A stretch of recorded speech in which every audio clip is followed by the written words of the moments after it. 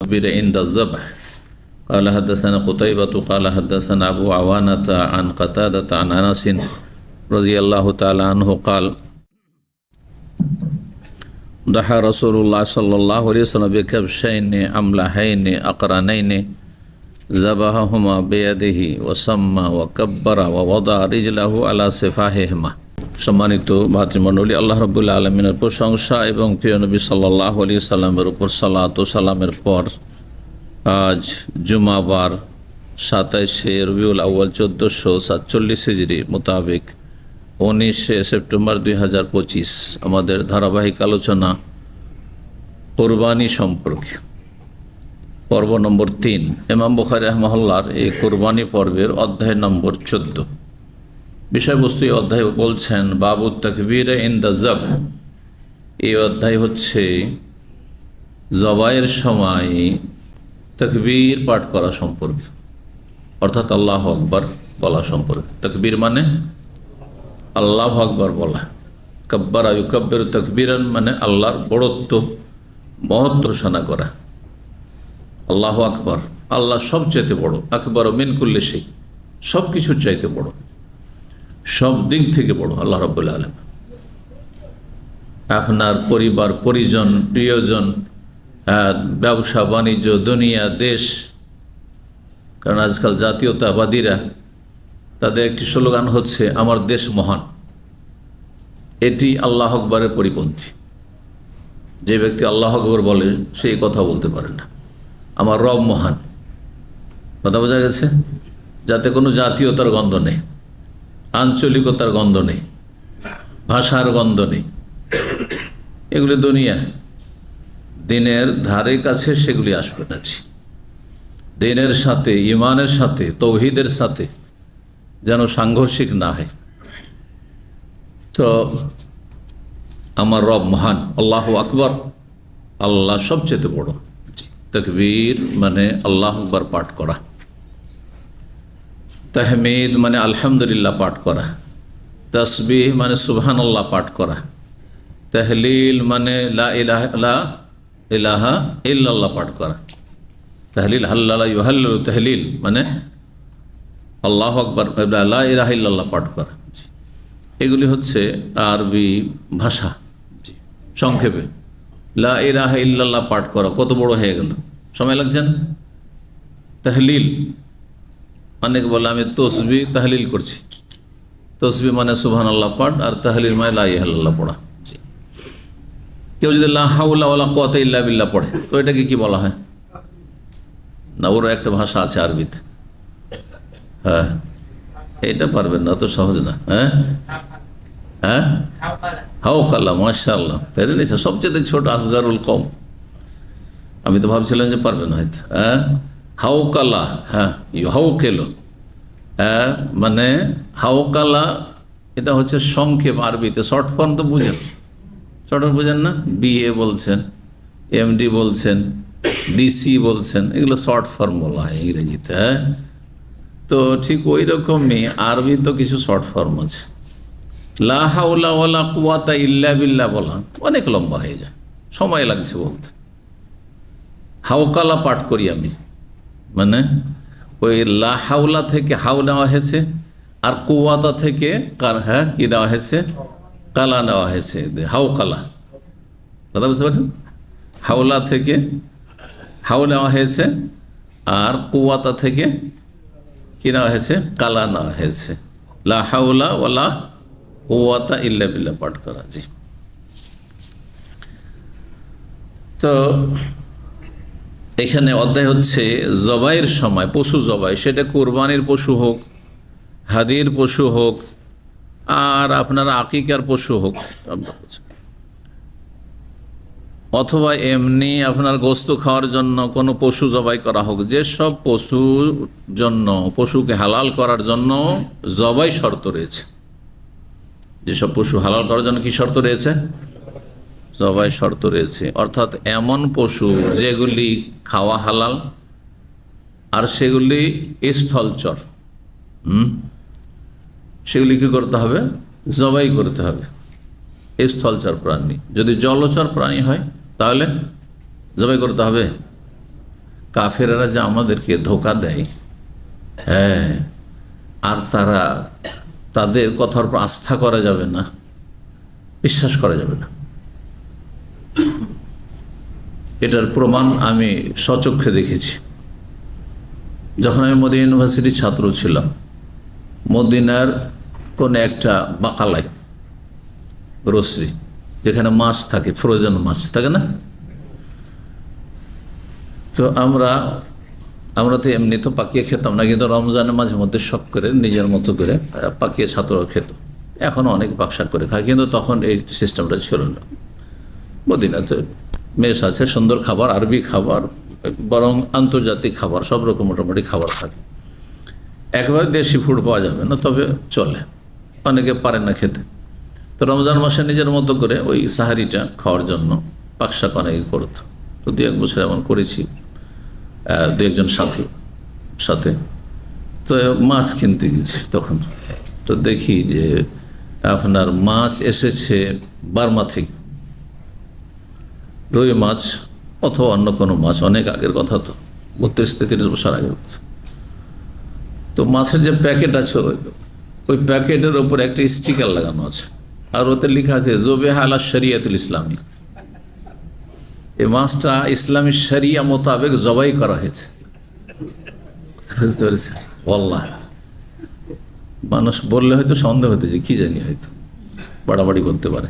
আমি নিজের চোখে দেখেছি কত মিথ্যুকে বুদ্ধিস্ট, মুসলিম বিদ্বেষী, জালেম এরা, এবং হারামখোর যারা, হ্যাঁ, হারাম খায়, রোজি হারাম আপনার এই মিথ্যা লেখার জন্য।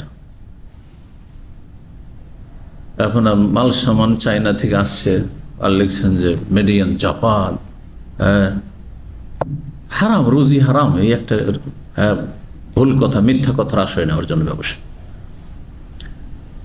তো আসলে ও জাহেল, কাফের, হারাম খানেওয়ালা, হারাম ব্যবসায়ী, যার কাছে হালাল হারামের পার্থক্য নেই। বহু মুসলিম, অধিকাংশ মুসলিমও এরকমই আজকাল হয়ে গেছে, কাফেরদের অনুকরণ করেছে, পয়সা আসলেই হল।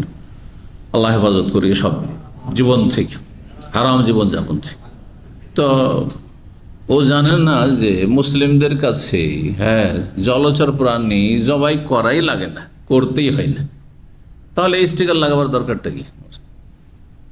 স্টিকার তো লাগতে হয় যদি গোস্তের প্যাকেট থাকতো, গরুর গোস্ত, হ্যাঁ, আসছে ইন্ডিয়া থেকে, অথবা আপনার কোন কোন দেশ থেকে আসে, যে যারা ফ্রোজেন খায় তারা বুঝে, আমি ফ্রোজেন খাই না, কখনো না। তো এসব ফ্রোজেন গোস্ত খাই না। আর তারপর কাফের দেশ থেকে আসলে আর সব সতর্ক থাকে। তো যাই হোক,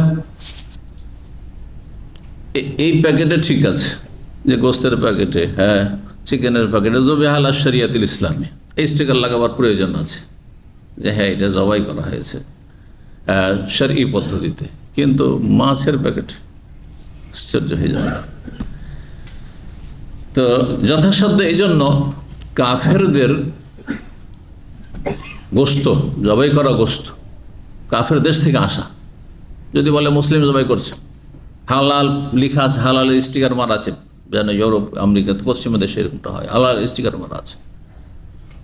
বা আপনি হোটেলে যাচ্ছেন, খাচ্ছেন, রেস্টুরেন্টে, আর সেখানে আপনার অমুসলিম রেস্টুরেন্ট, অনেক সময় মুসলিম রেস্টুরেন্টে খেতে হতে পারে, নেই, আপনি এমন দেশ গেছেন, সেখানে আপনার সামনে অপশন আছে, সবজি আছে, ডাল আছে, মাছ আছে, আর সেখানে গোস্ত আছে, চিকেন আছে, খাসি আছে, আপনার গরু আছে।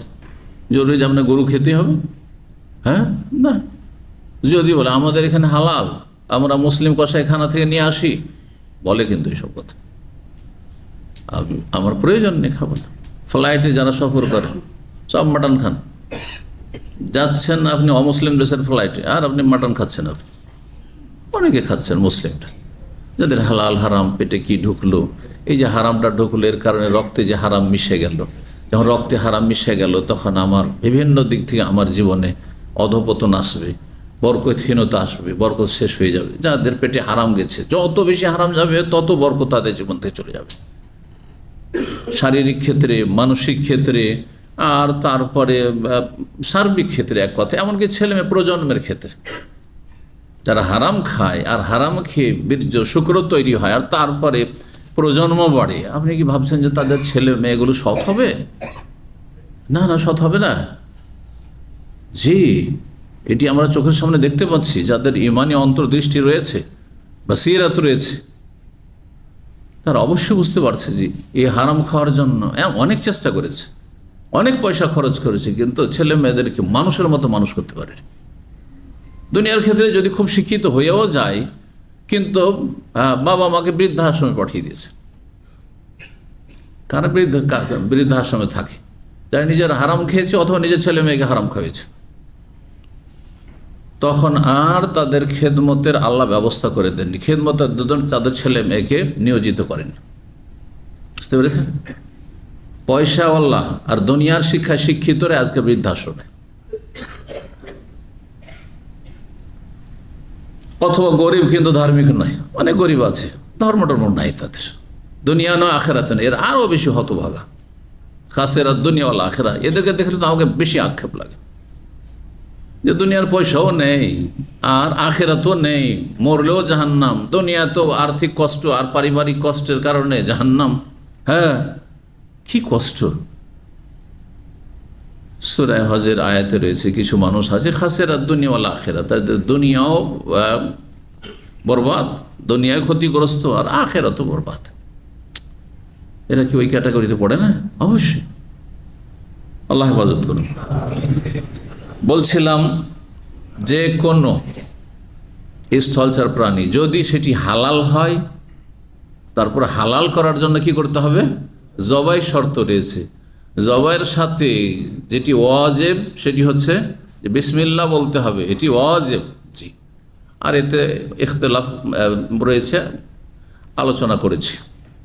গত সপ্তাহে আলোচনা হয়েছে না যে পশু জবাইয়ের সময় বিসমিল্লাহ বলা, বিসমিল্লাহ বলা, আল্লাহ আকবারটা এখন রাখেন, বিসমিল্লাহ বলা ফরজ ওয়াজিব না সুন্নাত? হ্যাঁ, সবার জন্য ফরজ না ভুলে গেলে কোনো ছাড় আছে? কি বলেছিলাম? কয়টি মত বলেছিলাম? 3টি মত। তাহলে তো মনে আছে, মাশাআল্লাহ, 3টি মত। তার মধ্যে মাঝামাঝি যেটা মনে থাকলে ফরজ ওয়াজিব, আর যদি ভুলে যায় তো মাফ আছে, ছাড় আছে। তা বলছেন শক্ত মত হচ্ছে শর্ত। একবার যদি ভুলেও যান আপনার পশু হালাল হবে না। জবাই করে দিয়েছেন, তারপর মনে হচ্ছে ভুলে তো গেল, বিসমিল্লাহ বলি, জবাই হালাল হবে না, একদল বলছে। আর আরেকটি দল বলছেন যে সুন্নাত, মনে থাকলেও সুন্নাত আর ভুলে গেলেও সুন্নাত। সুন্নাত ছুটল, ইচ্ছা করবো যদি ছেড়ে দেন তাদের কাছে হালাল হয়ে যাবে। শাফি মজহাবের মত এটি, যেটি দুর্বল মত, এর আগে বলেছি। সুতরাং যে কোনো মজহাবে দুর্বল ফতুয়া আছে, ভুল মাসলা আছে, এটি শুধু হানাফি মজহাব বলে নয়। সুতরাং মজহাবগুলি আসমানি বিধান বলে মেনে নিলে হবে না। মজহাব বিজ্ঞ আলেমদের মতামত, সেগুলিকে কোরআন সুন্নাহ ওহী দিয়ে যাচাই বাছাই করে মানতে হয়। আমরা তো সাধারণ মানুষ যাচাই বাছাই করতে পারি না। যেসব আলেমরা এই মানহাজে আদর্শে বিশ্বাসী যে আমরা মজহাবের ফতুয়া ফেকার কিতাবের মাসলাগুলিকে কোরআন হাদিসের কষ্টি পাথরে যাচাই করে ফতুয়া দিই, তাদের কাছ থেকে ফতুয়া দিতাম। তারা হচ্ছে সালাফি ওলামা, তারা হচ্ছে আহলে হাদিস ওলামা, মজহাবি ওলামা না। মজহাবের আলোকে যারা ফতুয়া দেয় 100% আপনাকে সহি ফতুয়া দেবে না। 100টা ফতুয়া দিলে 10-20টা ভুল হবে, কারণ 10-20টা মাসলা তার মজহাবে ভুল আছে। বুঝতে পেরেছেন? এই জন্য আপনি যেই সে আলেমের কাছ থেকে শুনবেন আর ফতুয়া নেবেন, এতে আপনি জান্নাতের পুরোপুরি রাস্তা পাবেন না আপনি। তো বিসমিল্লাহ বলা তাহলে কি ওয়াজিব, ফরজ। আল্লাহ আকবার বলা কি, এটাও বলেছিলাম। আল্লাহ আকবার বলা ফরজ না সুন্নাত? সুন্নাত। তাহলে কেউ যদি শুধু বিসমিল্লাহ বলে তার একটা সুন্নাত ছুটল, কিন্তু জবাই পশুটি হালাল হয়ে গেল। আর যদি বিসমিল্লাহ আল্লাহু আকবার, আল্লাহর নামে শুরু করছি এবং আল্লাহ সবচেয়ে বড়, আল্লাহ সব কিছু চাইতে বড়, সার্বিক দিক থেকে বড়, তাহলে সে সুন্নতটা আদায় করলো, সে উত্তম কাজ করলো। আর যদি এই সুন্নত ছেড়ে দেয়, ছুটে যায়, তাহলে অনুত্তম কাজ করলো, সুন্নতের খেলাফ কাজ করলো। বিসমিল্লাহ আল্লাহু আকবার পুরোপুরি সুন্নত যদি আদায় করতে চান, জবাইয়ের সময় বিসমিল্লাহ আল্লাহু আকবার বলে জবাই করবেন। তাই এখানে অধ্যায় বলছেন তাকবীর পাঠ করা জবাইয়ের সময় এটি কেমন, ইমাম বুখারী বলছেন হাদিস দিয়ে প্রমাণ করছেন, হাদিসে এসেছে, সুতরাং এটি সুন্নাহ, এটির আমল করবে। পার্থক্য কেন করলাম? নবী সাল্লাল্লাহু আলাইহি ওয়াসাল্লাম বিসমিল্লাহ আল্লাহু আকবার বলেছেন, কিন্তু একটাকে ওয়াজিব বললাম আর একটা সুন্নাত কেন করলাম? এই জন্য কোরআনে কারীমে আল্লাহর বলছেন ওয়ালা তাকুলু মিম্মা লাম ইউযকার ইসমুল্লাহি আলাইহি, যার ওপর আল্লাহর নাম উচ্চারিত হয়নি, বিসমিল্লাহ বলা হয়নি, সেটা তোমরা খাবে না। কিন্তু যার ওপর তাকবীর পাঠ করা হয়নি এটা খাবে না, এমন কথা নেই। সেজন্য একটি ওয়াজিব ফরজ আর একটি হচ্ছে সুন্নাত। এবার বুঝতে পেরেছেন?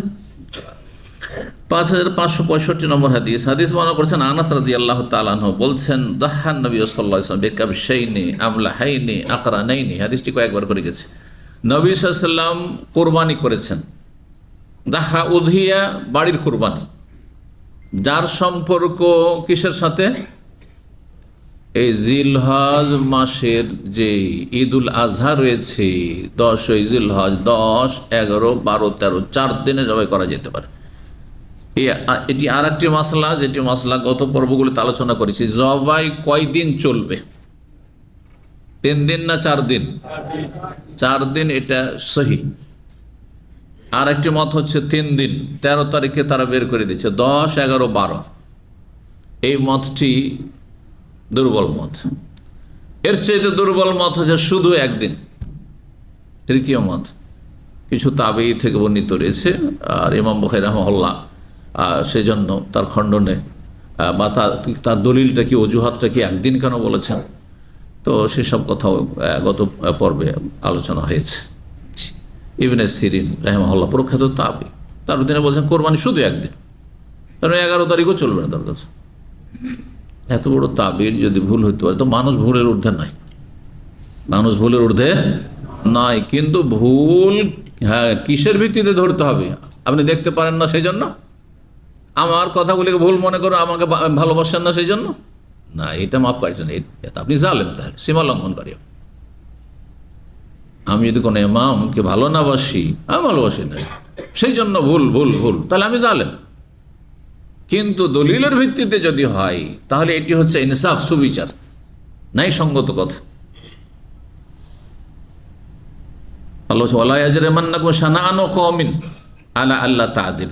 কোন সম্প্রদায় বা কোন ব্যক্তির সাথে যদি তোমার অমিল থাকে, বিদ্বেষ থাকে, শত্রুতা থাকে, পছন্দ করতে পারছো না, পছন্দ হয় না, অনেকে পছন্দ হয় না, আপনাকে ভালো লাগে না ওকে, তার মানে এই নয় যে আল্লাহ তাআদিলু, তুমি না ইনসাফ করে দেবে, অবিচার করে দিবে, না, এটা করবে না, এইটা চলবে না।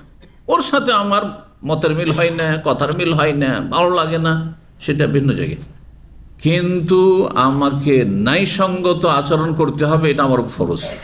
শত্রুর সাথেও, বন্ধুর সাথে, আত্মীয়র সাথেও, অনাত্মীয়র সাথে, দেশের সাথে, বিদেশের সাথে, কথা বোঝা গেছে? প্রতিটি মানুষের সাথে। কাফেরের সাথে আল্লাহ এখানে গিয়ে এই কথা বলেনি যে আপনি দুনিয়ার স্বার্থে কোনো মুসলিমের সাথে বিদ্বেষ রেখেছেন, কারণ এটা হারাম যে মুসলিমের সাথে বিদ্বেষ রাখছেন। কিন্তু ধর্মীয় যে ভিন্নতা রয়েছে কাফেরের সাথে, যে আল্লাহকে ভালোবাসেন আমি ভালোবাসি না, যে আমার রসুলকে ভালোবাসে না তাকে আমি ভালোবাসি না, যে কোরআনকে ভালোবাসেন তাকে আমি ভালোবাসি না অন্তর থেকে। কিন্তু তার মানে আবার এটাকে অনেকে ভুলভাবে বুঝে যে ভালোবাসেন না, কাউকে ভালো না বাসলে প্রকাশ করতে হবে নাকি? এটা জরুরি? আপনি এটা আপনার ওয়ালা, যে আপনি মহব্বত করবেন আল্লাহর সাথে এবং আল্লাহওয়ালাদের সাথে।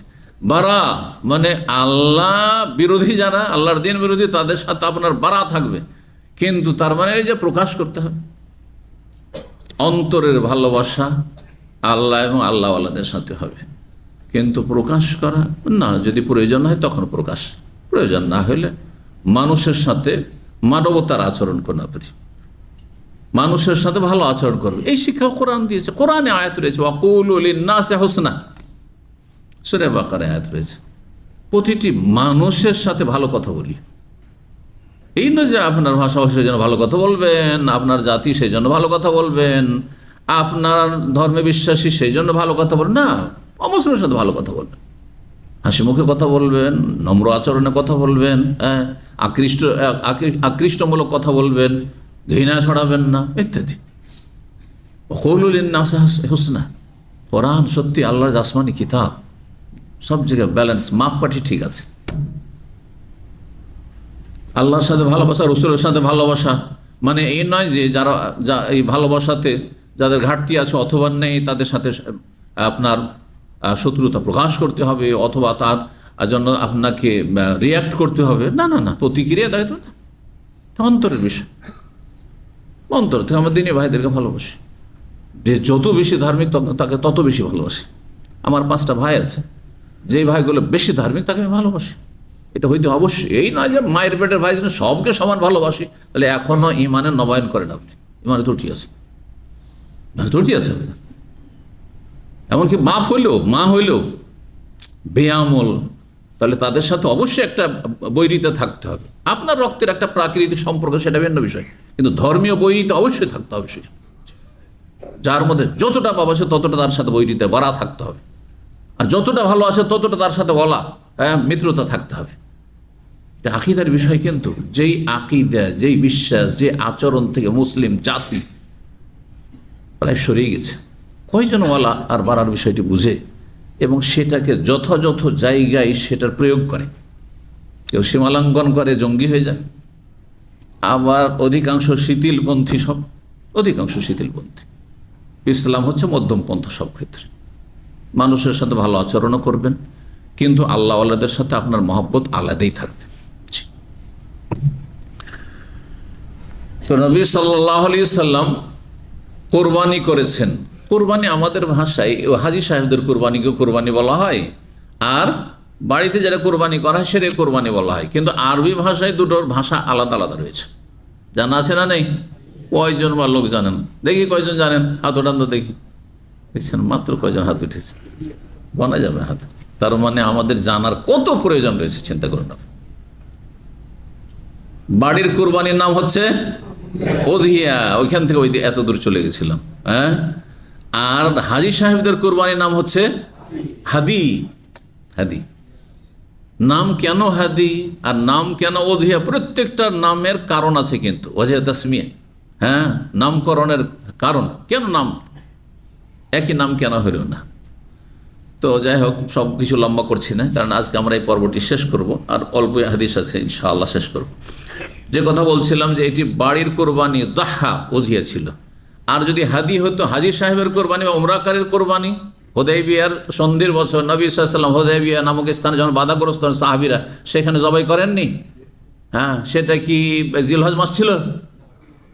আমি পার্থক্য যেটা বলতে চাইছিলাম, হাদি আর উযহিয়াতে পার্থক্য। উযহিয়ার সম্পর্ক হচ্ছে শুধুমাত্র কিসের সাথে? জিলহজ মাসের 10, 11, 12, 13 এই 4 দিনের সাথে। তার আগে কোরবানি হবে না, উযহিয়া হবে না, তারপরেও উযহিয়া হবে না।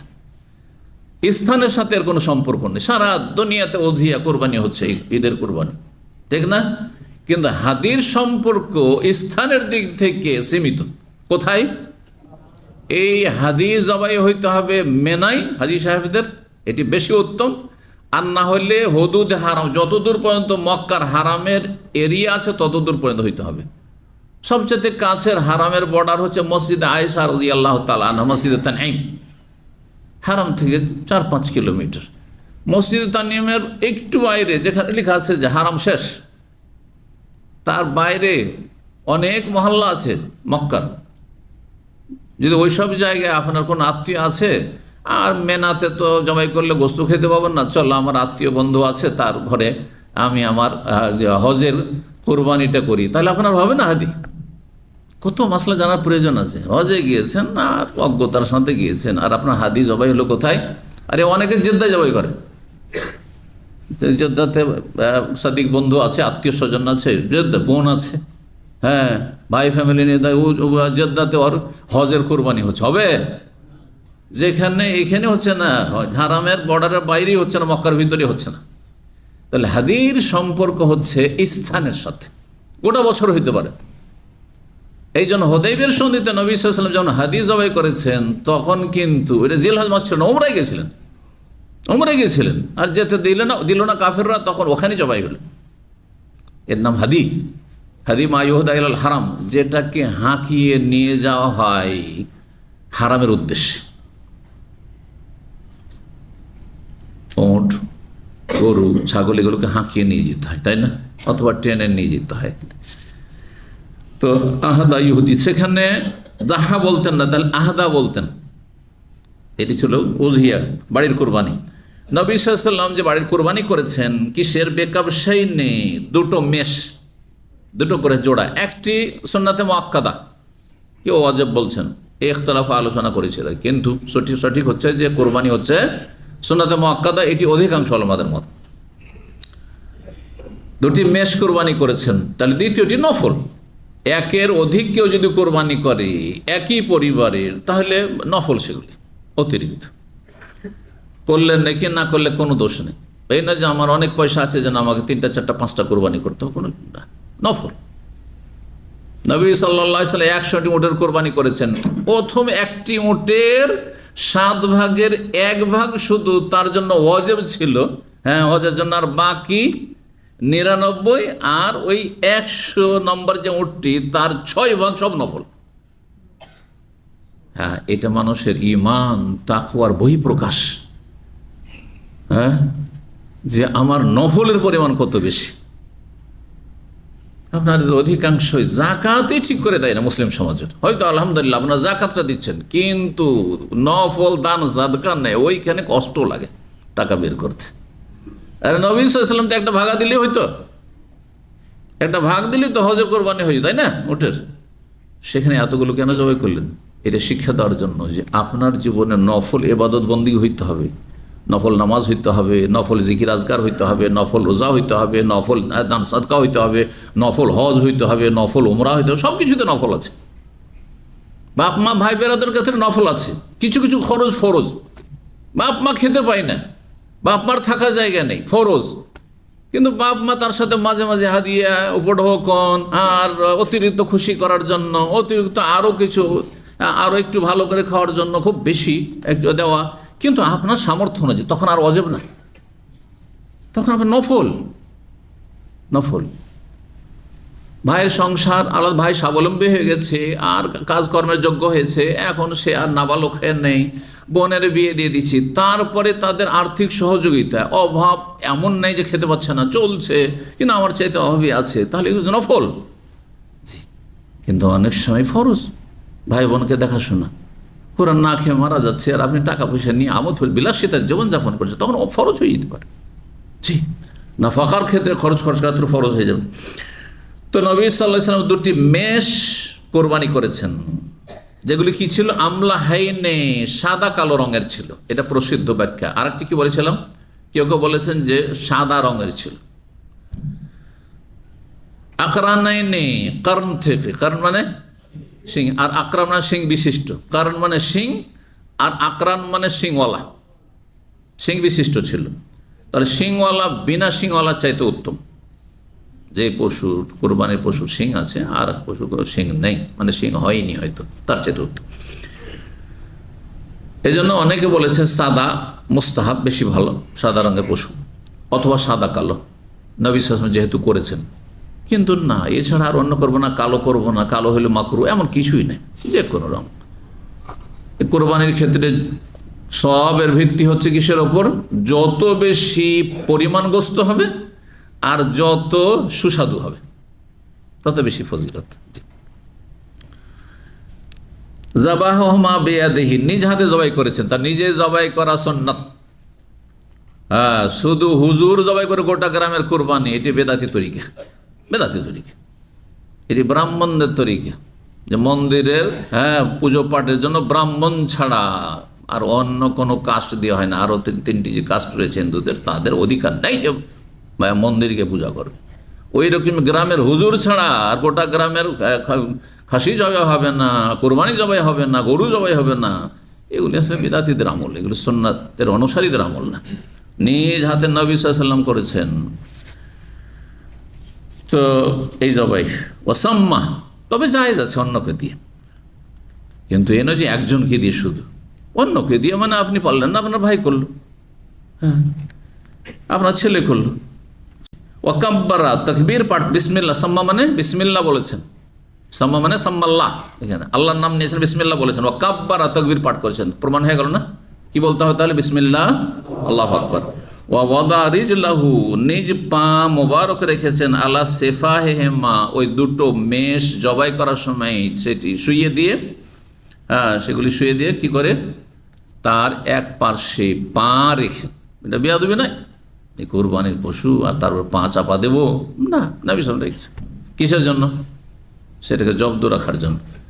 ছটপট করে দৌড় না দেয় বা ঠিকভাবে জবাই হলো না, আরও কষ্ট পেল পশুটা, এমনটা নয়, আয়ত্ত রাখার জন্য। 15 নম্বর অধ্যায়, বাবনী অধ্যায় হচ্ছে এজা বাসা বেহাদিহি, কেউ যদি নিজের হাদি, এই যে দেখেন এখানে বুঝিয়ে আসলো না, হাদির কথা আসলো এখন।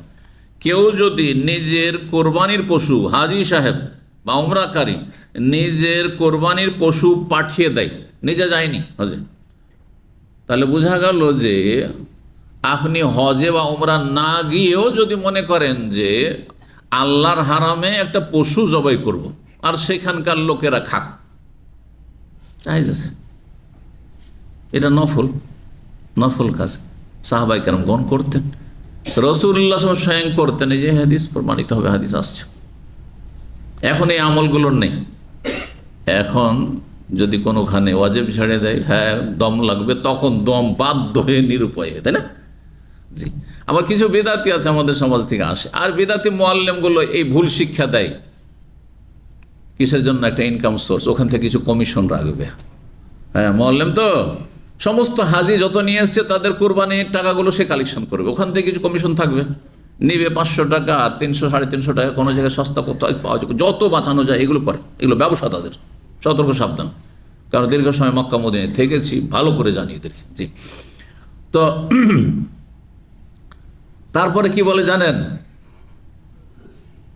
বলে যে কত যে ভুল হয়েছে, আর হয়তো ঘুমিয়ে থেকেছেন, তখন আপনি মাথা ঢেকে দিয়েছেন, আর শরীর থেকে কখনো পশম পড়ে গেছে, চুল পড়ে গেছে, সুতরাং আপনার এইসব ভুলভাল মেলা কিছু হয়েছে, এই জন্য আপনি আল্লাহ পয়সা দিয়েছে, 2-4টা দম দিয়ে দেন, 2-4-5টা এমনিতে দম দিয়ে দেন। আপনি এই ধর্ম কোথায় আছে যে সন্দেহের ভিত্তিতে আপনি নিশ্চিত না যে আমার ওয়াজিব ছুটেছে, নিশ্চিত না যে এহরাম বিপরীত কাজ হয়েছে, যে আমার আপনার ফিদিয়া ওয়াজিব হয়েছে, কিছুই নাই, শুধু সন্দেহের ভিত্তিতে কি জানি মেলা ভুল ত্রুটি হইতে পারে। আচ্ছা দেখেন, যতটা যত্ন নেয় হাজিরা আর উমরাকারীরা হজ উমরার ক্ষেত্রে, এর 4 আনা পরিমাণ যদি নামাজের যত্ন নিত তাহলে জান্নাত পেয়ে যেত। চিন্তা করেন আপনি, নামাজের ক্ষেত্রে কোনো যত্ন নাই, আদাউস সালাহ, নামাজকে নষ্ট করেছেন আল্লাহ কোরআনে বলছেন। ওয়াত্তাবাউ শাহওয়াত, এরা কুপ্রবৃত্তির অনুসারী হয়েছে, গোলাম হয়েছে, মনের পূজারী এরা। ফাসাউফা ইয়ালকাউনা গাইয়া, এই জন্য জাহান্নামে যাবে। বুঝতে পেরেছেন? এইটাও আর একটা বেদাতি তরিকা, যে হজ উমরার ক্ষেত্রে এত বাড়াবাড়ি, আর এটা ইরাক থেকে শুরু হয়েছে, আর এই ভারত উপমহাদেশের হাজিরা এরকমটা আরো বেশি। কি যে ভুল হয়েছে জানি না, শুয়েছিলাম জানি না, কারণ মহল্লে বহুবার গিয়েছি, যার বলে এমন এমন প্রশ্ন করতে আসে। আমি শুয়েছিলাম, তারপরে ঠান্ডার সময় ছিল, এসি চলছিল, অথবা শীতকাল ছিল, তো জানি না কখন যে মাথা ঢেকে নিয়েছি, তো আমি কি করব? আরে আমি জানি না মাথা ঢেকেছি, তারপরে অজান্তে যদি হয় তো আল্লাহ তো ধরবেনই না। কোরআনের দুয়ায় আল্লাহ রব্বানা লা তুআখিযনা নাসিনা আখতানা, ঠিক কিনা? তো এটা এই বিদাত, এই বাড়াবাড়িটা কোথায় গেছে জানেন? ইরাক থেকে গেছে। ইরাকের লোকেরা হুসাইন রাদিয়াল্লাহু তাআলা আনহুকে ডেকেছিল যে আপনাকে খলিফা মানবো, ইয়াজিদকে মানবো না, আসেন। বস্তা ভরা, চিঠিতে বস্তা ভর্তি হয়ে গেছিল, এত চিঠি তার কাছে এসেছিল। তিনি তাদের কথায় আস্থা করে গিয়েছিলেন, কিন্তু তারা গাদ্দারি করে রাতারাতি সে ইবনে জিয়াদের সাথ দিল, আর তারপরে তারাই খুন করেছে, আর তারাই তাদের অপরাধ ঢাকার জন্য তারাই মাতম করে যাচ্ছে আজ পর্যন্ত। বুঝতে পারছেন না? ওদেরই কেউ, মানে ওই ইরাকের এক লোক এসে আব্দুল্লাহ বিন ওমর রাদিয়াল্লাহু তাআলা আনহুমাকে হোসেন রাজা শহীদ হয়ে যাওয়ার পরে মেনার ময়দানে এসে জিজ্ঞাসা করছে যে এহরাম অবস্থায় কি মশা মারা যাবে বা মাছি মারা যাবে? মাছির কথা বাউদা, জবাব হচ্ছে মাছি, আর বাউদা হচ্ছে মশা মারা যাবে। তো কোরআনে বাউদা শব্দ রয়েছে, তো মশা মারা যাবে। তো আব্দুল্লাহ বিন ওমর কি বলেছিলেন? খুব রাগান্বিত হয়েছিলেন, চরম রাগান্বিত হয়েছিলেন, বুড়ো বৃদ্ধ হয়ে গেছিলেন তিনি, দীর্ঘায়িত হয়েছিলেন। আর বলে কাতাল তুম ইবনা বিনতে রাসূলিল্লাহ সাল্লাল্লাহু আলাইহি সাল্লাম, অথবা ইবনা রাসূলিল্লাহ, রাসূলুল্লাহ সাল্লাল্লাহু আলাইহি সাল্লামের সন্তানকে, রাসূলুল্লাহ সাল্লাল্লাহু আলাইহি সাল্লাম কন্যার সন্তানকে তোমরা খুন করেছো। তখন লজ্জা লাগেনি, তখন একটু দ্বিধা হয়নি, হ্যাঁ, যে হুসাইন রাদিয়াল্লাহু তাআলা তোমরা খুন করেছো, তোমার খুনি। অত্যাস আরু আইল বাউদা, আর মশা মারার ফতুয়া জিজ্ঞেস করতে এসেছো। কথা বুঝতে পেরেছেন?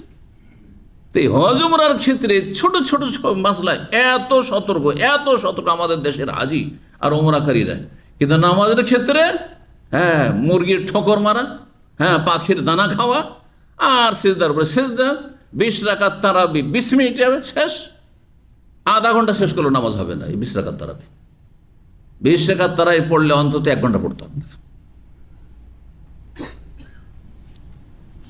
এত সহজ মনে করেছেন?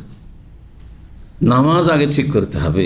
জি, আজকাল অধিকাংশ যারা উমরা যাচ্ছে তাদের বাসে উঠে উঠে যদি জিজ্ঞেস করেন যে সত্যি কথা বলেন আপনি, হ্যাঁ আপনার আমি হিসাব নিতে পারবো না, আপনি 5 ওয়াক্ত নামাজি, শতকরা 99 জন বেনামাজি পাবেন, শতকরা 99 জন বেনামাজি পাবে যারা উমরাতে যাচ্ছে, যারা হজে যাচ্ছে। এই উমরা দিয়ে হবেটা কি আপনার, যার 5 ওয়াক্ত নামাজি কায়েম হয়নি? আগে ইসলামকে ঠিক করুন আপনি। আল আহম ফাল মহিম, আগে বেশি গুরুত্বপূর্ণ, তারপরে গুরুত্বপূর্ণ। এই নয় যে উমরা গুরুত্বপূর্ণ নয়, গুরুত্বপূর্ণ, কিন্তু নামাজ বেশি গুরুত্বপূর্ণ। তো কেউ যদি নিজের হাদির পশু পাঠায় কিসের জন্য? জবাই করার জন্য, যে মক্কাতে জবাই হবে, আর সে গেল না, সে থেকে গেল দাম্মাম থেকে। হ্যাঁ, যারা নিজেরা গবাদি পশু পুষে তার এভাবেই করতো। আজকাল কেনার প্রচলন হয়েছে, কেউ নিয়ে যায় না, হতে পারে বেদুইন যাদের গরু ছাগলের পাল আছে তারা হয়তো নিয়ে যায়। লাম ইয়াহরম আলাইহিস শাই, তাহলে সে যেহেতু যায়নি নিজে, উমরাতেও নেই, হজে এহরামে নেই, এখানে বসে আছে, কিন্তু তার যে পশু ওখানে জবাই হবে, যতক্ষণ জবাই হবে না ততক্ষণ কি এহরাম অবস্থায় থাকতে হবে? বা এহরামের বিধিনিষেধ তাকে মেনে চলতে হবে? এহরামের বিধিনিষেধের মধ্যে একটি হচ্ছে যে স্বামী স্ত্রী মিলন করা যাবে না। এখন একটা পশু জবাইয়ের জন্য মক্কা পাঠিয়েছে, হ্যাঁ মদিনা থেকে, সাহাবায়ে কেরাম করতেন, বা এখান থেকে, আর তার সাথে পরিবার আছে, যতক্ষণ এটা জবাই না হচ্ছে ততক্ষণ কি স্ত্রীর সাথে সহবাস করতে পারবে না পারবে না? মাসলা পারবে, নতুন মাসলা, তাই না? এই জন্য বলছেন না, পারবে। কিন্তু সে যদি সে ধরেন নিজে নিয়ে গেছে অথবা পাঠিয়ে দিয়েছে, আর তার সাথে সে এহরাম অবস্থায় উমরাতে আছে অথবা হজে আছে, তো যতক্ষণ পর্যন্ত কি না হবে, পশু জবাই না হবে, ততক্ষণ পর্যন্ত হালাল হবে না। জি, ওয়ালা তাহলিকু রুউসাকুম হাত্তা ইয়াবলুগাল হাদিয়ু মাহিল্লাহ, কোরআনে রয়েছে সূরা বাকারাতে। অতক্ষণ তোমরা মাথা মুন্ডন করে হালাল হবে না, অর্থাৎ ইহরামের বিধিনিষেধ মেনে চলবে, শুধু মাথা মুন্ডনের বিষয় না, স্বামী স্ত্রী সহবাস করবে, যতক্ষণ পর্যন্ত তোমার হাদি কুরবানির পশু তার হালাল মানে জবাইয়ের স্থানে না পৌঁছে যাবে, মাহিল্লা। তো কোনো কিছু হারাম হবে না। 5566 নম্বর হাদিস বর্ণনা করছেন মাসরুক, প্রখ্যাত তাবেঈ। তিনি মা আয়েশা রাদিয়াল্লাহু তাআলা আনহার ছাত্র ছিলেন পর্দার আড়াল থেকে, যেহেতু গায়র মাহরাম নন মাহরাম ছিলেন, পর্দার আড়াল থেকে ইলম শিখতেন তারা। আর যারা মাহরাম ছিল তারা পর্দার ভিতরে গিয়ে শুধু, যেমন উরওয়া ইবনে জুবাইর, হ্যাঁ উরওয়া ইবনে জুবাইরের খালা হচ্ছে মা আয়েশা রাদিয়াল্লাহু তাআলা, খালার কাছে পর্দার ভিতরে গিয়ে মাসলা মাসাইল জিজ্ঞাসা করতেন বা দিন শিখতেন, হাদিস তার কাছ থেকে শিখতেন। কারণ আয়েশা রাদিয়াল্লাহু তাআলা আনহা সাহাবিয়াদের মধ্যে, সাহাবী নারীদের মধ্যে সবচেয়ে বড় ফাকিহ, বরং এই উম্মতের বড় ফাকিহা আলেমা ছিলেন। তো তার এলেমের তারা মুখাপেক্ষী ছিল। আর ঘরোয়া কিছু শরিয়ার এলেম রয়েছে যেগুলি মা আয়েশার কাছে ছিল, সেগুলি বাইরে কারো কাছে পাওয়া যেত না। যেগুলি স্বামী স্ত্রীর সম্পর্কে যেসব মাসলা মাসাইল, সেগুলি স্বামীর কাছ থেকে স্ত্রী যতটা জানতে পারবে বাইরের লোক জানতে পারবে অত ফ্রি। তো এগুলো শেখা অত্যন্ত জরুরি ছিল। আর এই বিষয়গুলি মা আয়েশা রাদিয়াল্লাহু তাআলা আনহা বা অন্যান্য সহধর্মীরা বর্ণনা করেছেন নবী সাল্লাল্লাহু আলাইহি ওয়াসাল্লামের।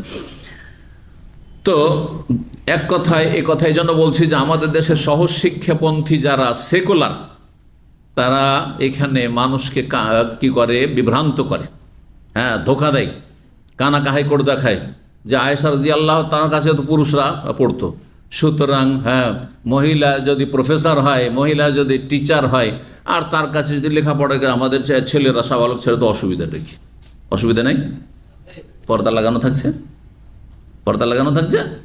হ্যাঁ, তারপরে ওর এলেমের কি প্রয়োজন আছে না? আমাদের কাছে বিকল্প আছে।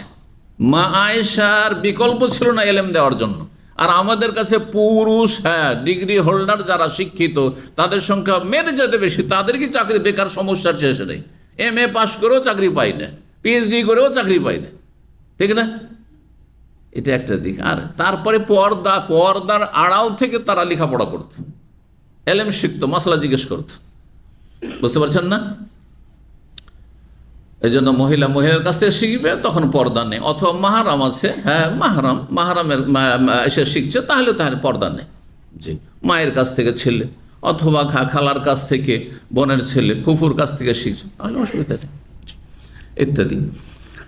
তো মাসরুক আসলেন আয়েশা রাদিয়াল্লাহু তাআলার কাছে। ফাকাল, আল্লাহ এসে বললেন, হাদিসে এখানে নাই, কিন্তু তাদের জীবনী সুস্পষ্ট যে তারা পর্দার আড়াল থেকে মাসলা আসতেন হুজরার কাছে। মা আয়েশার হুজরা মানে নবী সাল্লাল্লাহু আলাইহি ওয়াসাল্লাম কবর যেখানে ছিল, এসে জিজ্ঞাসা, ইয়া উম্মা, হে আম্মা, এই মাসলা বা এই সম্পর্কে নবী সাল্লাল্লাহু আলাইহি ওয়াসাল্লামের একটি হাদিস আমাদেরকে বলেন, কি মাসলা? এইভাবে তার পর্দার আড়াল থেকে জিজ্ঞেস করতেন। ইয়া উম্মাল মুমিনিন যে বলছেন, কখন ইয়া উম্মা বলতেন মানে হে আমার আম্মা, আর কখনো বলতেন মুমিনদের মা। জি, কারণ নবী সাল্লাল্লাহু আলাইহি ওয়াসাল্লাম বিবিগণ মুমিনদের মা। ইন্না রাজুলান, জনৈক ব্যক্তি, ইয়াব আসবিল হাদি, নিজের কোরবানির পশু পাঠায়, এলাল কাবা, কাবার উদ্দেশ্যে পাঠায়, ওয়াজলিসু ফিল মিসর, এবং শহরে থেকে যায়। মিসর মানে ওই মেসর না, মেসর যে কোনো শহরকে বলা হয়। যেন মদিনা একটি শহরও আছে, আর যে কোনো শহরকে কি বলা হয়? মদিনা বলা হয়। এই দম্মাম মদিনাতুদ দম্মাম, রিয়াজ মদিনাতুর রিয়াজ, মদিনাতুদ দাক্কা, বুঝতে পারছেন না? ঢাকা সিটি। তো ওই রকম মেসের, ওই রকম মদিনা শব্দের মধ্যে মদিনা মানেও সিটি হয়, আর মেসের মানেও শহর, সিটি হয়। তো কোনো ব্যক্তি নিজ শহর থেকে গেল, ফাইউসি, আর কাউকে ওসিয়ত করলো যে আমার পশুটা নিয়ে চলে যাও, তুমি তো মক্কা যাচ্ছ, পশুটা নিয়ে চলে যাও, মক্কা জবাই করে দেবে। আর পশুটা যাতে করে যখন নিয়ে যাবে রাস্তা পথে আশেপাশের লোকেরা চিনতে পারে যে এটা কিসের পশু, হাদি, কোরবানির পশু, আল্লাহর ঘরের উদ্দেশ্যে সেখানে জবাই, এই জন্য পাঠানো হয়েছে। এই জন্য চিহ্নিত করা, বাড়ির কোরবানি চিহ্নিত করা সুন্নত নয়, কিন্তু হাদি যেটা পাঠানো হবে রাস্তাঘাটে কোথাও ছুটে পালিয়ে যেতে পারে অথবা হারিয়ে যেতে পারে, হ্যাঁ, সেখানে যেন কেউ জবাই করে খেয়ে নেয়। যখন দেখবে যে চিহ্নিত করা আছে এটা আল্লাহর ঘরের উদ্দেশ্যে পাঠানো হয়েছে, কোনো রকমে ছুটে গেছে, তখন সেটা আল্লাহর ঘর পর্যন্ত পৌঁছে দেবে, আমানত। এই জন্য এখন কোনো বক্তা যদি বলে যে কোরবানির গলাতে মালা দেওয়া এটা হচ্ছে পরিত্যক্ত সুন্নাত, তাহলে ভুল হইল না? বাড়ির কোরবানি না, এটা কিসের কোরবানি? আচ্ছা, তাও আপনি যখন মক্কায় কিনে জবাই করছেন তখন না, যখন কিনলাম তো আগে একটা মালা পরাই, তাই করবেন নাকি? না, যখন পাঠাচ্ছেন, এখান থেকে পাঠাচ্ছেন তখন, মদিনা পাঠিয়েছেন নবী সাল্লাল্লাহু আলাইহি ওয়াসাল্লাম, তখন, জি, যাতে রাস্তাঘাটে হারিয়ে গেলে চেনা যায়। একটা মালা পরিয়ে আর একটি এশআর করে, মানে ডান আপনার চূড়ার ডান দিকে একটু জখম করে দেওয়া হয়তো, আর রক্ত একটু সামান্য বেরিয়ে গেলে তারপরে তাতে সেটাকে করে দেওয়া হয়তো, মুছে দেওয়া হয়তো, আর চেনা যেত যে হ্যাঁ এই জায়গাটা একটু কাটা, হালকা কাটা, যাতে বেশি কষ্ট না হয়, আর একটু রক্ত লেগে আছে, তার মানে এটা হাদির পশু, এটা সাধারণ কোনো পশু না। তো বলছেন তারপর সে ওসিয়ত করে যে আন্তকাল্লাদা বাদানাতাহ, তার উটটিকে কি করা হয়, যেন মালা পরানো হয়। কেলাদা মানে মালা। ফালা ইয়াজালু মিন যালিকাল ইয়াউম, মানে সেই দিন থেকে কি সব সময় সে ইহরাম অবস্থায় হয়ে যাবে, অথচ বাড়িতে বসে আছে। হাত্তা ইয়াহিল্লান নাস, অতক্ষণ পর্যন্ত, যতক্ষণ পর্যন্ত সমস্ত লোকেরা যারা হজে গেছে, ওমরা গেছে, হালাল না হবে বা তার পশু জবাই না হবে। তাআলা ফাসামেতু তাসফিকাহা মিন ওয়ারাইল হিজাব, তখন মা আয়েশা রাদিয়াল্লাহু তাআলা আনহা এই ধারণা যে পোষণ করলো যে বাড়িতে বসে আছে তারপরে এহরাম অবস্থায় থাকবে, এটা শোনার পরে তিনি তালি দিলেন। তালি দেওয়া দুই রকম, একটা এটা তালি দেওয়া, এতে বেশি আওয়াজ হয়, তাই না, আর এটা কম আওয়াজ হচ্ছে। এই জন্য তালি দিয়ে মহিলারা যে ভুল টুল হলে সতর্ক সাবধান করবে, যে হাদিস আছে না নামাজ অবস্থায়, তো সেটা এইদিকে তালি দেবেন, কারণ এটাতে আস্তে আওয়াজ হয়, বাজে না বেশি, বাদ্যযন্ত্রের মতো। আর দুই নম্বর, এটা অসৎ লোকদের অনুকরণ হয় না, বুঝছেন না। আর অসৎ লোকদের তালি হচ্ছে এরকম, কত যারা বাজলো দেখলেন না। সেই জন্য এই তালিটা ভালো নয়, জায়েজ নয়। এই তালি বাজানো, এই যে আজকাল ফ্যাশন হয়েছে যে কোনো এসে তালি বাজছে, জায়েজ নয় আসলে। কখনো ভালো মানুষ যারা শরীয়তের মাসলা জানে এবং আমল করে, প্র্যাকটিসিং, তারা এটা করবে না। কিন্তু দুনিয়াদাররা করছে, খুশি হয়ে যায় তালি বাজছে সব।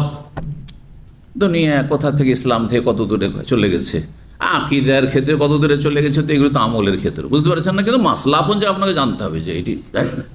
জি, তো এই জন্য বললাম তালি বাজানো দুই রকম, একটা জায়েজ আর একটি কমপক্ষে মাকরুহ, কমপক্ষে মাকরুহ। এবং এটি বিজাতির অনুকরণ। এই তালিটা আসলো কোত্থেকে? যে কোনো একটা ভালো কথা, খুব ভালো কথা বলেছে আর মানুষকে খুব কি করেছে, আকৃষ্ট করেছে, আর তালি বাজতে শুরু হয়েছে। একটা ঘোষণা আসলো, সরকারি ঘোষণা আসলো, তালি বাজতে শুরু হয়েছে। এটা কোত্থেকে এসছে বলেন তো দেখি?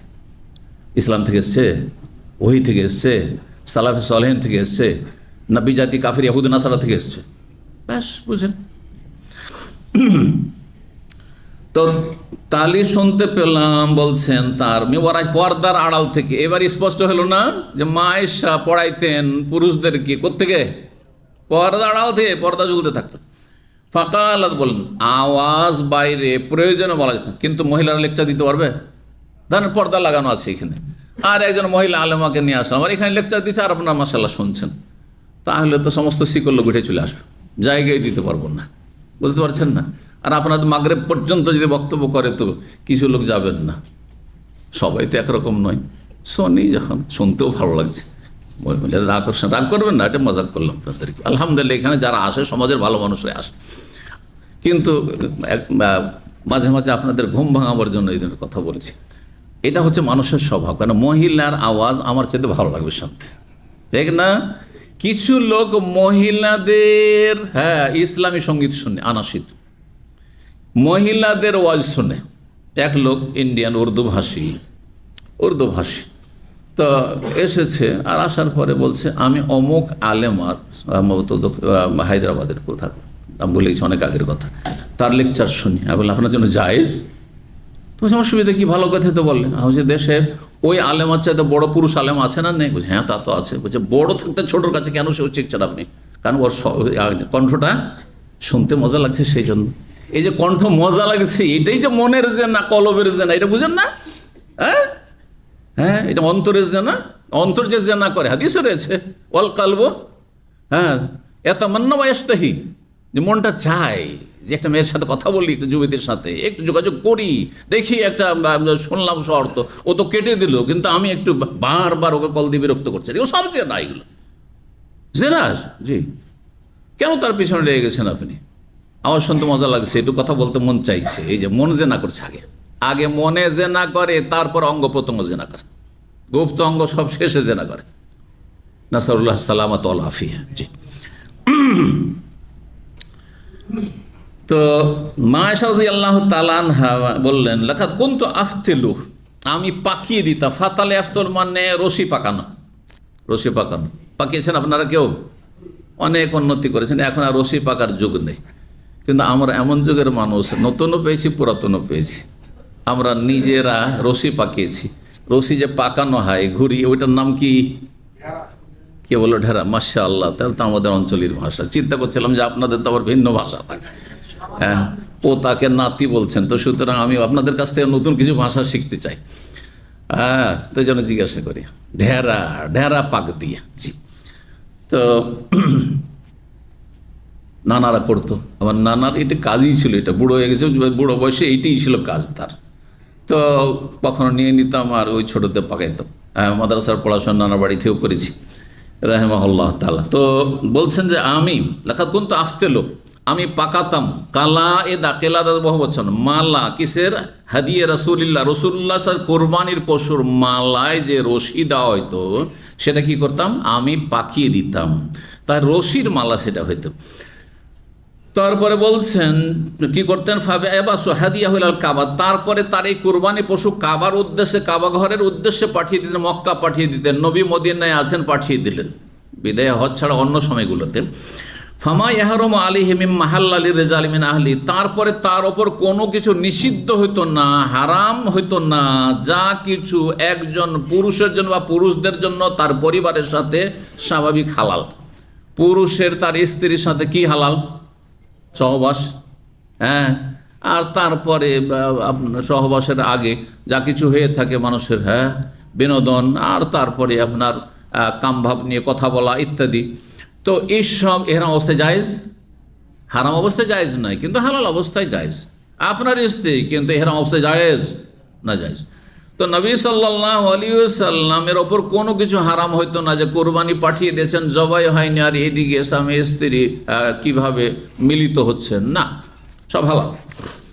16 নম্বর অধ্যায় বাবু মায়ুকাল মিন লাহমিল আদাহি ওয়া মা ইয়াতাজাওয়াদু মিনহা। এই অধ্যায় হচ্ছে যে কোরবানির গোশত কতটা খাওয়া যাবে, কতদিন খাওয়া যাবে, আর সেটা কি সঞ্চিত করে রাখা যাবে কিনা, জমিয়ে রাখা যাবে কিনা, নাকি তাড়াতাড়ি খেয়ে দিয়ে বিতরণ করে শেষ করতে হবে। এর জন্য কোনো সময়কালকে নির্ধারিত আছে যে 3 দিনে শেষ করতে হবে?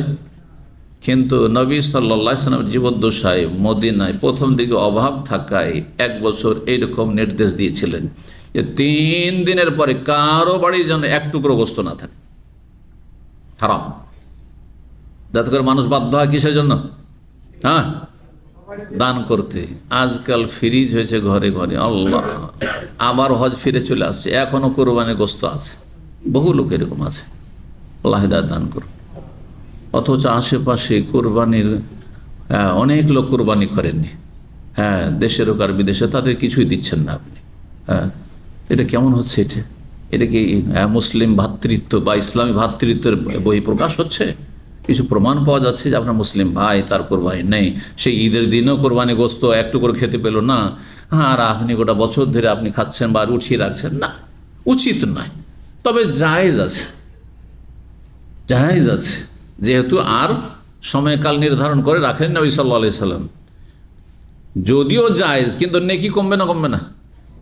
একজন লোক সবাইকে খাওয়াচ্ছে আর খাচ্ছে, মাশাআল্লাহ, অন্তর উদার, কোরবানি করে নিজেও খাচ্ছে, অন্যদেরকে খাওয়াচ্ছে, গরিবকেও খাওয়াচ্ছে, আর সচ্ছল বন্ধু বান্ধব আত্মীয় স্বজন সবাইকে খাওয়াচ্ছে। আর একজন লোক কৃপণ কোরবানি করে উঠিয়ে রেখে দিল, অল্প স্বল্প দিল 2-3 টুকরা, তারপরে রেখে দিল। তাহলে যত ইখলাস কমবে আর যত দান খেরাত কমবে, যত কম খাবে তত নেকি কমবে, সব কমতে থাকবে, কমতে থাকবে। 5567 নম্বর হাদিস। হাদিস মনে করছে জাবের ইবনে আব্দুল্লাহ রাদিয়াল্লাহু তাআলা আনহুমা বলেন, কুন্না নাতাজাওয়াদু লুহুমাল আদাহি, আমরা কুরবানির গোশত সঞ্চয় করে রাখতাম, মানে জমা রাখতাম, আলা আহদে রাসূল আহদিন নবী সাল্লাল্লাহু আলাইহি ওয়াসাল্লামের আমলে, এলাল মদিনাতে, মদিনা পর্যন্ত নিয়ে আসতাম। তার মানে হাদি কোথায় জবাই হয়েছে বা আদাহি বলেছেন এখানে, কোন রেওয়ায়তে আদাহি রয়েছে, কোন রেওয়ায়তে হাদি রয়েছে। হাদি হলে মক্কায় জবাই হতো, মক্কা থেকে গোশত নিয়ে আসতেন। তাহলে ওখানে আরেকটি মাসলা প্রমাণিত হইলো যে মক্কায় যেসব কোরবানি জবাই হচ্ছে হাজি সাহেবদের, জরুরি না যে মক্কাতেই খেতে হবে। তাহলে এত গোশত খাবে কোথায় মক্কার লোকেরা, আর এত গরিব পাওয়া যাবে কোথায়? এই জন্য আজকাল আলহামদুলিল্লাহ এই সরকারকে আল্লাহ জাযায়ে খায়ের দান করুক, যে আজকে থেকে প্রায় 30 বছর ধরে, কারণ এইটা শুরু হয়েছে আমরা যখন মদিনা ইউনিভার্সিটি লেখাপড়া করতাম, 89 থেকে নিয়ে 93 এই সময়টাই প্রথম, 90 দশকে শুরু হয়েছে। তার আগ পর্যন্ত ব্যবস্থা ছিল না।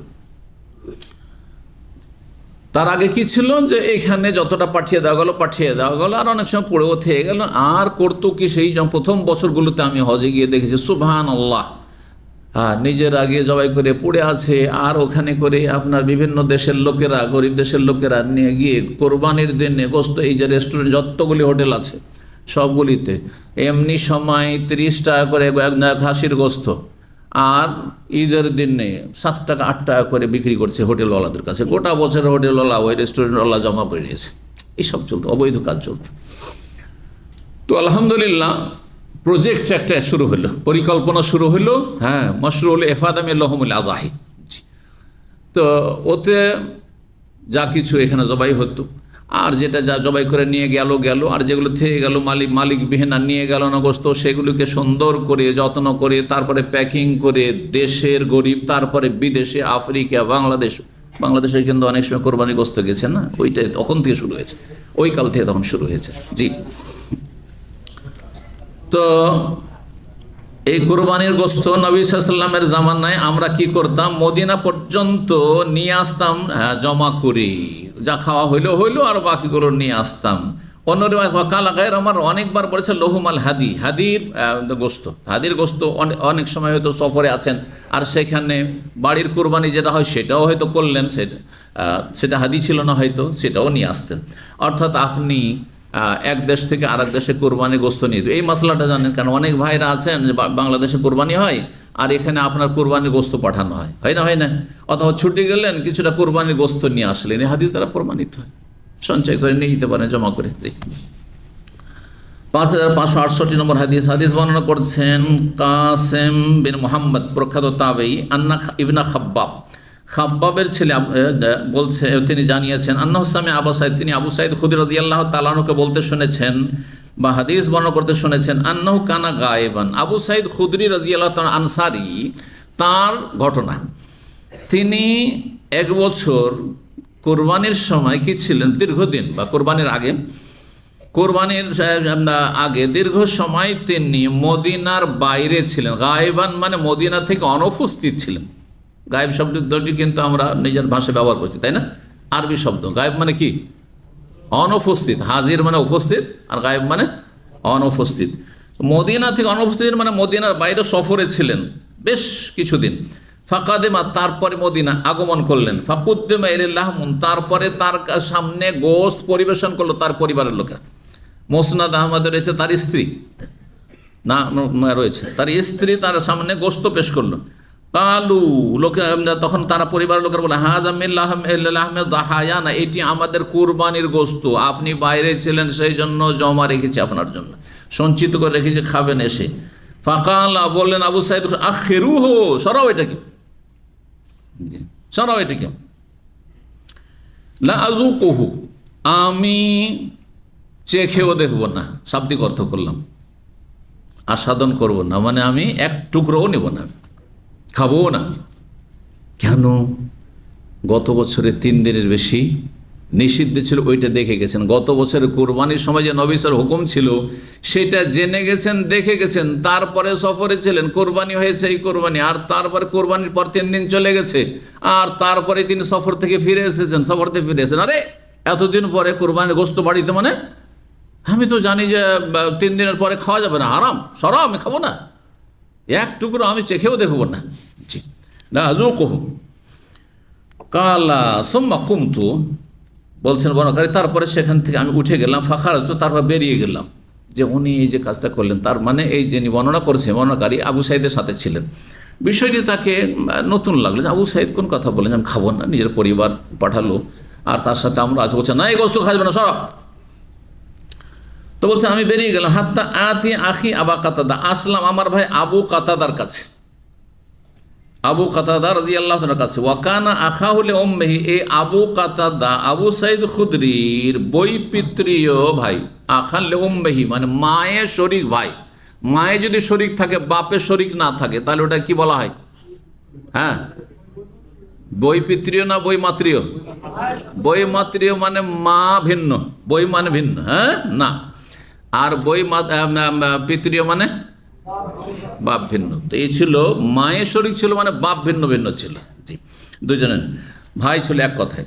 বৈমাত্রীয় বা বৈপিত্রীয় ভাইও ভাই, সৎ ভাই আর বৈপিত্রীয় ভাই সবাই ভাই কিন্তু, জি, যদিও স্তরে পার্থক্য করে। ওয়াকানা বদরিয়ান, এই আবু কাতাদা বদরি সাহাবী, মানে বিশিষ্ট সাহাবী, বদরের যুদ্ধে 313 জনের একজন ছিলেন তিনি। ফাজাকারতু যালিকা, তার সামনে এই বিষয়টি মাসলাটি আলোচনা করলাম যে এটা কেমন হলো, আপনার ভাই আবু সাঈদ 3 দিন পরে যেহেতু কোরবানির গোশত তার পরিবারের লোকেরা রেখেছে আর তার সামনে পরিবেশন করলো, তো বলছে না খাবো না, সরাও। ফাকালা, তখন তিনি বললেন আবু কাতাদা, ইন্নাহু কাদ হাদাসা বাদাকা আমরুন, এই আবু সাঈদকে বললেন যে তোমার আসলে সফরে চলে যাওয়ার পরে মাসলা নতুন এসেছে, তোমার পরে হাদাসা মানে নতুন, এই জন্য বেদাতকে হাদাস বলা, করলো মুহদাসাতিন বিদআত, তাই না? কারণ বেদাত নতুন ধর্ম, বিদআত নতুন ধর্ম, জি, আর আসল ধর্ম হচ্ছে সুন্নাহ। নবী সাল্লাল্লাহু আলাইহি ওয়াসাল্লাম প্রাচীন ধর্ম 1400 বছর আগের ধর্মটাই হচ্ছে আসল, জি। কারণ ইন্নাহু কাদ হাদাসা বাদাকা, তোমার চলে যাওয়ার পরে কি হয়েছে, নতুন মাসলাই পরিবর্তন এসেছে। মাসলা কি পরিবর্তন বললাম, যে গত বছরে তুমি জেনে গেছিলে যে 3 দিনের পর আর খাওয়া চলবে না কোরবানির গোশত, কিন্তু তারপরে নবী সাল্লাল্লাহু আলাইহি ওয়াসাল্লাম পারমিশন দিয়েছেন।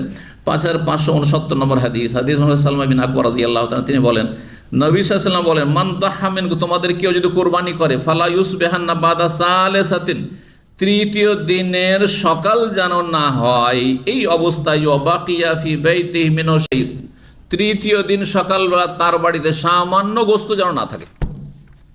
তার মানে 2 দিনের মধ্যে খেয়ে শেষ করতে হবে। হ্যাঁ, তৃতীয় দিন সকালে যেন আর গোশত না থাকে, মানে আসলে 3 দিন পরে, কিন্তু এখানে তৃতীয় দিনের কথা। ফালাম্মা কানাল আমল মুকবিল, কিন্তু আগামী বছর যখন, এটা শুধু 1 বছরের জন্য ছিল বিধানটি, অভাব ছিল সেজন্য, আর মদিনার অধিকাংশ লোক কোরবানি করতে পারেনি, দুর্ভিক্ষর বছর ছিল। কালু, আগামী যে বছর যখন আসলো বা তার পরের বছর আসলো, তখন বললেন সাহাবীরা, ইয়া রাসূলুল্লাহ নাফআলু কামা ফালান আমাল মাযি, গত বছর যেমন করেছি তেমনটাই করব নাকি, মানে 3 দিনের মধ্যেই খেয়ে দে শেষ করব, এমনটা করব নাকি? কালা, তখন নবী সাল্লাল্লাহু আলাইহি ওয়াসাল্লাম বললেন,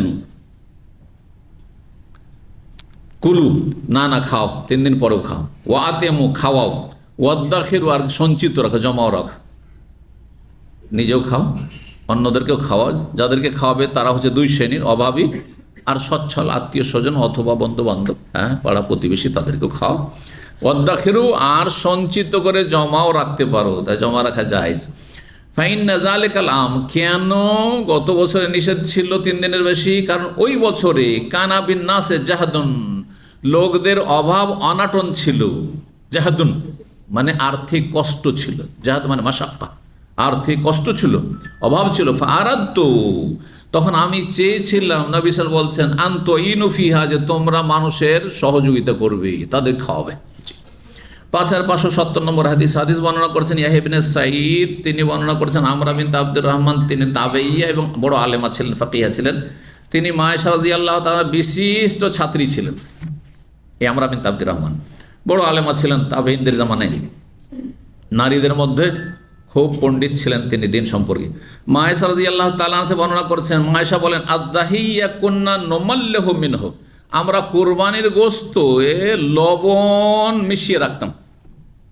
লবণ ছিটিয়ে বা লবণ মিশিয়ে রাখলে কোরবানির গোশতটা সুন্দর থাকবে, হ্যাঁ, সরে যাবে না, গন্ধ হবে না, সে তখনকার যুগের ব্যবস্থা ছিল। তো বলছে আমরা লবণ মিশিয়ে রাখতাম। আপনাদের অনেকে কিন্তু ইলিশ লবণ মিশায়, লবণ মিশায় বলতে না, লবণে ডুবিয়ে রাখে, আল্লাহ লবণে ডুবিয়ে রাখে। আমার কাছে কেউ কেউ হাতিয়ে নিয়ে এসে, আমি যদি খেয়ে নিতাম তাহলেও প্রেশার মনে হয় 200-500 হয়ে যেত।